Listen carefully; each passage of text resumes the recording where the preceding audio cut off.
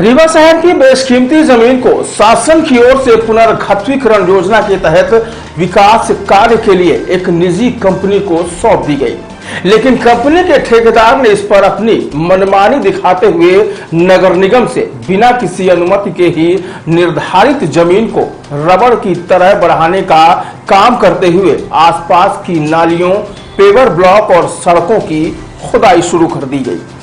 शहर के भीतर एक निजी कंपनी के ठेकेदार द्वारा की जा रही इस मनमानी को तेज खबर 24 ने बड़े ही प्राथमिकता से दिखाते हुए प्रकाशित किया, जिस पर रीवा नगर निगम ने इसे न सिर्फ संज्ञान में लिया है बल्कि कंपनी को नोटिस जारी करने के बाद भी जवाब न मिलने पर अब कार्रवाई करने का मन बना लिया है।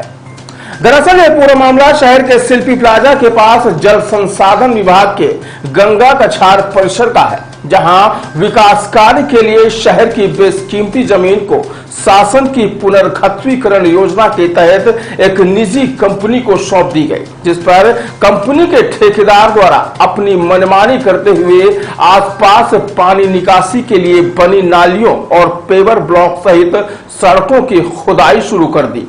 हद तो तब हो गई जब ठेकेदार ने उक्त जमीन पर विकास कार्य करने के लिए किसी भी प्रकार की कोई अनुमति नगर निगम से नहीं ली।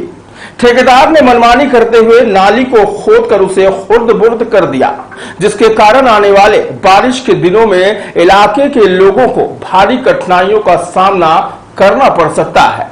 इसके अलावा कंपनी ने जमीन से सटे हुए फुटपाथ पर लगाए गए पेवर ब्लॉक को भी उखाड़ कर फेंक दिया।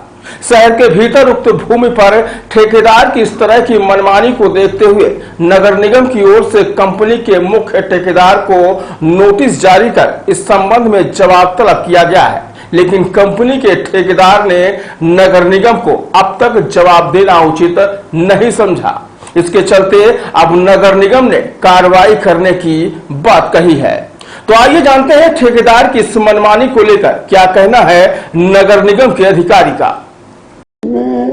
ये जो हमारा गंगा कछार है, ये इरिगेशन का ऑफिस था, तो हमारा वहाँ पे भूमि अवकाश भी बना हुआ था। इसको मध्य प्रदेश शासन की पुनर्गठनीकरण योजना के तहत इसको दिया गया है और इसके जो कॉन्ट्रैक्टर हैं वो DGVM इंफा करके हैं।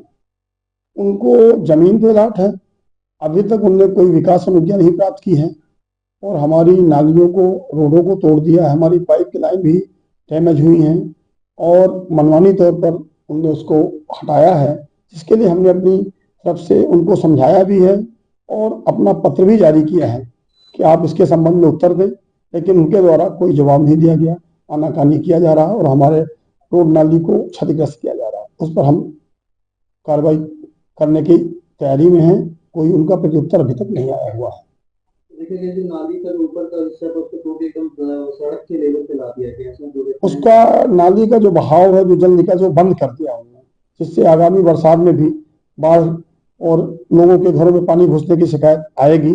उसी के मद्देनजर हमने नोटिस दिया है और उनके कॉन्ट्रैक्टर जो उसके हैं इंफा, जो मूल संविदाकार है, उनको भी बुलाया, लेकिन उनसे संपर्क नहीं हो पा रहा। उनके जो यहाँ पे प्रतिनिधि के रूप में काम कर रहे हैं वो इस तरह से ज्यादा हम लोगों को परेशानी पैदा कर रहे हैं और हमारी बातों को सुन नहीं रहे हैं।